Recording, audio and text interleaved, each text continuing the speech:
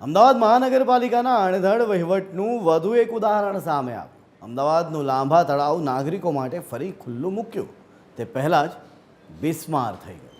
કરોડો રૂપિયાના ખર્ચે બનેલું છે આ તળાવ છેલ્લા 1.5 વર્ષથી ઉદ્ઘાટનના વાંકે ધૂળ ખાઈ રહ્યું છે। કેમ કે આવી સ્થિતિ કેમ છે એ જોઈશું। ચાલો।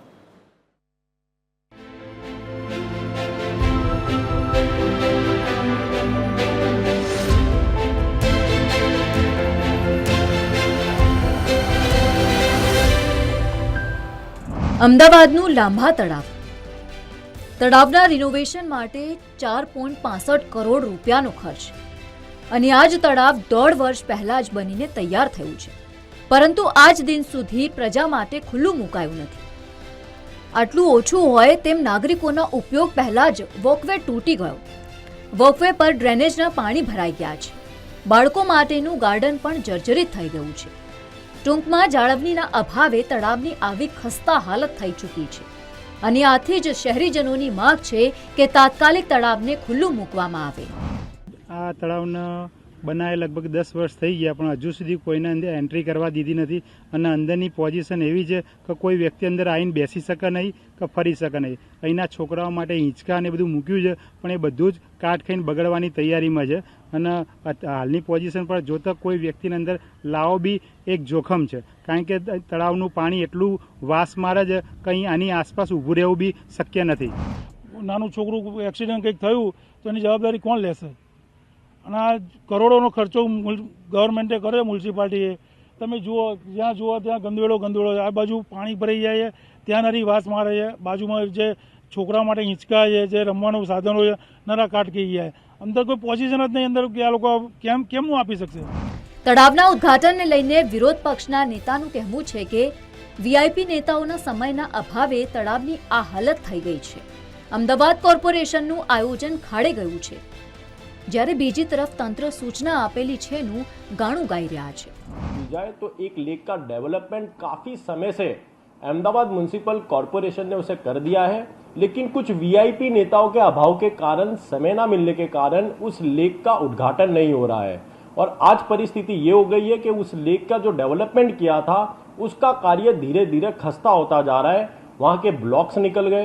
जो लेक में शुद्ध पानी होने का दावा भारतीय जनता पार्टी के नेता करते हैं, वो लेक में गटर का पानी और फैक्ट्री का पानी कहीं ना कहीं दिखाई दे रहा है। कांग्रेस पार्टी ये सवाल उठाती है कि यदि कोई जनता डिप्रेशन में हो और उन्हें हैप्पीनेस इंडेक्स बढ़ाने की बात करती हो, तो ऐसे लेक पर जाकर अपना हैप्पीनेस इंडेक्स और डिप्रेशन को कैसे दूर करेगी?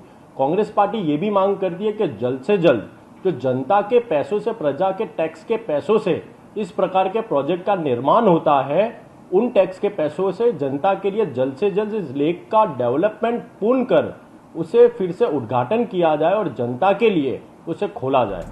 वॉकवे ऊपर पानी भरायेલું રહેતું હતું, ત્યાં આગળ માઇનોર એક એસટીપી મૂકવામાં આવ્યો છે, એટલે ટ્રીટ કરીને પાણી તળાવમાં ભરાય। આ પાણી જે છે એ ભરાતું હતું, આગળ લાઈન નાખવાનું પણ નક્કી જ હતું, પરંતુ ટીપી ફાઇનલ થઈ નહીં હોવાથી આગળ જે ખેડૂતો હતા એ ખેતરોની અંદરથી લાઈન નાખવાની હતી, એ લાઈન નાખવામાં થોડોક વિલંબ વધારે થયો અને ટીપી ફાઇનલ થયા પછી ખેડૂતોનો પાક ઊભા હતા, એટલે પાકને નુકસાન ના થાય એના માટે બી થોડુંક આપણે સમયની રાહ જોવી પડી અને એ લોકોએ જે પાક લીધા પછી આપણે એ લાઈનનું જે પૂર્ણ કરી આગળ કેનાલ સુધી આપણે જે ઓવરફ્લોની લાઈન છે એ કેનાલ સુધી આપણે નાખી દીધી છે। એટલે હવે જે વોકવે ઉપર જે પાણી આવતું હતું એ પાણી હવે આવશે નહીં। આગળ જે કેનાલ છે એ કેનાલની અંદર પાણી જતું રહેશે અને આવનારા દિવસોમાં જે કંઈ આ વોકવે ઉપર જે કંઈ સાફ સફાઈ કે આ જે કંઈ હશે એ બધું સ્વચ્છ કરી અને છે કે પ્રજાના ટેક્સના કરોડો રૂપિયા ખર્ચાય છે, તેમ છતાં નાગરિકોને લાભ નથી મળતો। નેતાજીને યા તો સમય નથી યા તો રાહ જોઈ રહ્યા છે કે કોઈ ચૂંટણી આવે ને ઉદ્ઘાટન કરે તો કામ ગણાવી શકાય, પરંતુ તેમાં લાંભાવાસીઓને લાભ મળી રહ્યો નથી। ત્યારે પ્રશ્ન હવે એ છે કે ખરા અર્થમાં લાંભાનો વિકાસ કાગળ પર જ રહેશે કે કેમ? અને જો નાગરિકોને તળાવનો લાભ મળશે તો ક્યારે? કે પછી અમદાવાદ કોર્પોરેશનનો અણઘડ વહીવટ આમ જ ચાલતો રહેશે? કેમેરામેન તુષાર પરમાર સાથે મોનિકા રાજપૂત, TV13 ગુજરાતી, અમદાવાદ।